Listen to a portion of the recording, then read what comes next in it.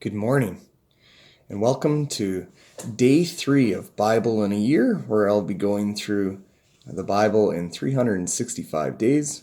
We are following the Adventure Bible series created by Jeff Cavins, and I'll be following in our Holy Bible New International Version. So today we're going to be exploring Genesis 5 and 6. We're going to be talking about the genealogy of Adam to Noah, and then the flood that happens during the time of Noah. We're going to be exploring also Psalm 136. Now, this is a psalm that was thought in the to the Jews was a prologue to the Psalms of Ascent. The Psalms of Ascent, those are the psalms that talk about the glory of God and about the relationship between man and heaven, and always giving praises to God. And this one is one is one of the most repetitive. We call it antiphonally because it's a call and response that's being done throughout the psalm. So it's very repetitive, but it's also very beautiful. Anyways, we'll continue. We'll be reading chapter 5 and 6 of Genesis. Chapter 5. This is the written account of Adam's line. When God created man, he made him in the likeness of God. He created them male and female, and blessed them, and when they were created, he called them man. When Adam had lived 130 years, he had a son in his own likeness, in his own image, and he named him Seth. After Seth was born, Adam lived 800 years and had other sons and daughters.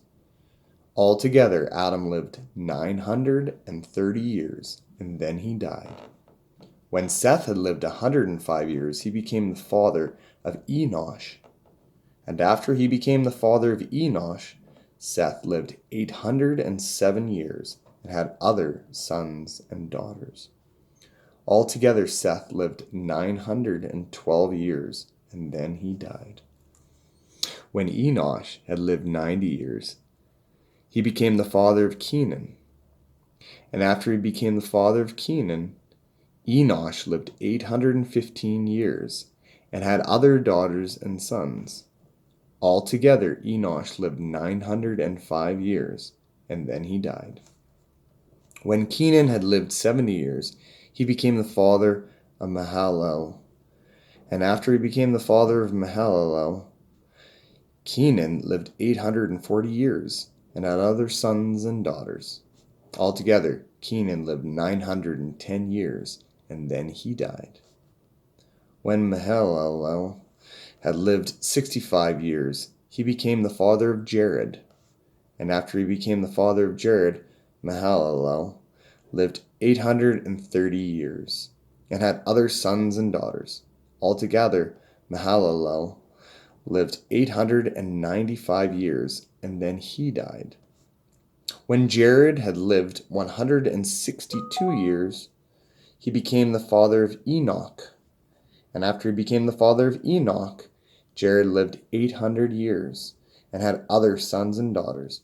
Altogether, Jared lived 962 years, and then he died.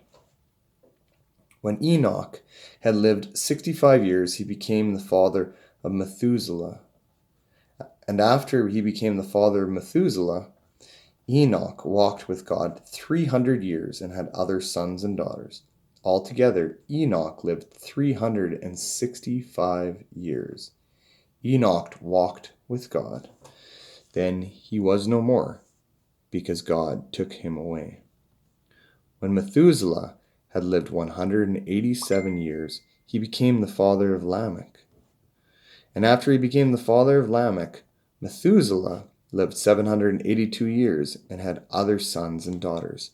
Altogether, Methuselah lived 969 years, and then he died. Wow, that's a long time. When Lamech had lived 182 years, he had a son.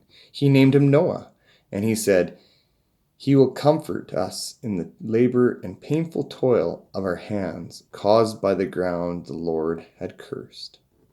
After Noah had born, Lamech lived 595 years and had other sons and daughters. Altogether, Lamech lived 777 years, and then he died. After Noah was 500 years old, he became the father of Shem, Ham, and Japheth. Chapter 6. When men began to increase in number on the earth, and daughters were born to them, the sons of God saw that the daughters of men were beautiful, and they married any of them they chose. Then the Lord said, My spirit will not contend with man forever, for he is mortal. His days will be 120 years. The Nephilim were on the earth in those days and also afterwards, when the sons of God went to the daughters of men and had children by them. They were the heroes of old, men of renown.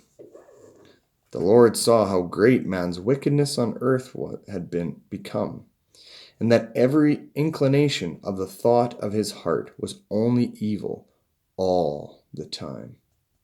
The Lord had grieved that he had made man on the earth, and his heart was filled with pain.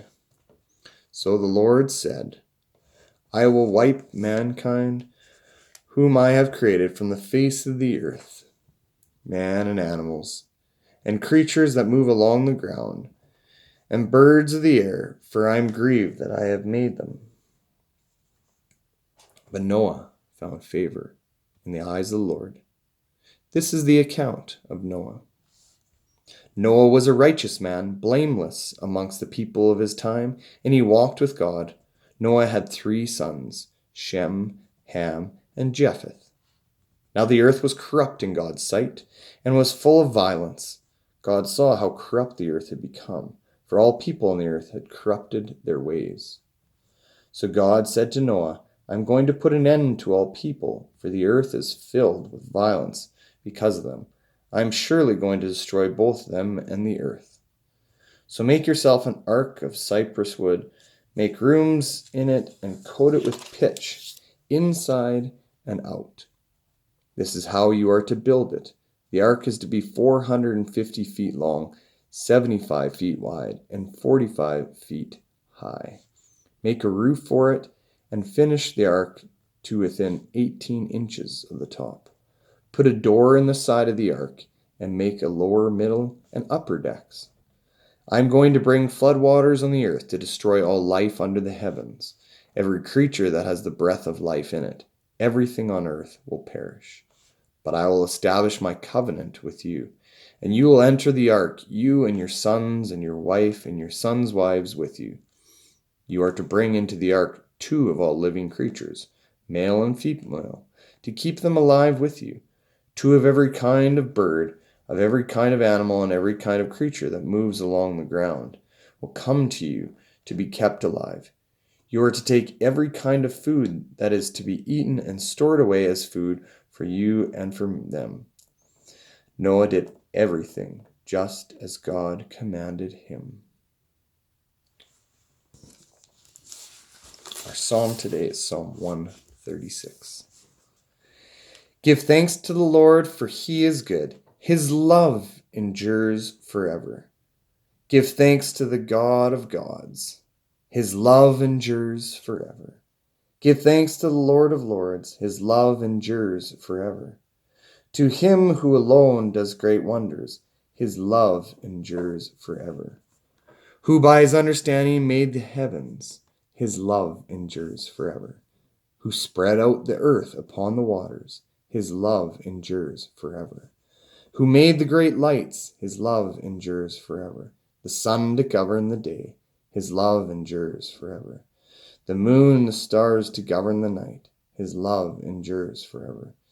To him who struck down the firstborn of Egypt, his love endures forever, and brought Israel out from among them, his love endures forever. With a mighty hand and outstretched arms, his love endures forever. To him who divided the Red Sea asunder, His love endures forever.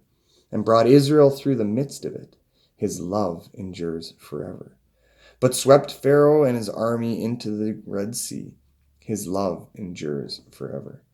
To him who led his people through the desert, his love endures forever. Who struck down great kings, his love endures forever. And killed mighty kings, his love endures forever. Sihon, king of the Amorites, his love endures forever. And Og, king of Bashan, his love endures forever. And gave their land as an inheritance, his love endures forever. An inheritance to his servant Israel, his love endures forever. To the one who remembered us in our low estates, his love endures forever, and freed us from our enemies, his love endures forever. And who gives food to every creature, his love endures forever. Give thanks to the God of heaven, his love endures forever. I don't know if you noticed, but God's love endures forever. Now, this word that we know of in the Hebrew was the word hesed. It means loving kindness.